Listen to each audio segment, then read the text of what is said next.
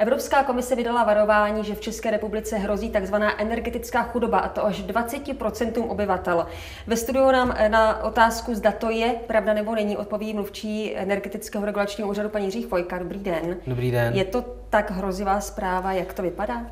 My se problému energetické chudoby věnujeme druhým rokem významně, protože jsme právě zaznamenali už i tvorbu té zprávy Evropské unie a celkově jaksi to, že zejména v Británii a ve Francii se velmi řeší problém takzvaného heat or eat, topit nebo jíst fenoménu, kdy řada domácností skutečně musí jak si upřednostně, že si buď posvítí, zatopí, anebo že si koupí jídlo. Tomu se říká energetická chudoba. V České republice to je maličko jinak a my teďka mapujeme to prostředí, abychom mohli navrhnout nějaké schůdné řešení.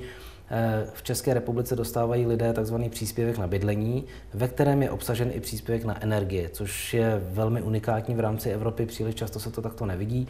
To znamená, u nás už řada lidí příspěvek na energie dostává. V tuto chvíli je to zhruba 10 nebo 11% domácností, ale i podle odhadu Ministerstva práce a sociálních věcí má na tuto dávku nárok nejméně dvojnásobný počet domácností. To znamená, bavíme se skoro o každé čtvrté domácnosti, která má nárok na tuto dávku, čili na příspěvek i na energie.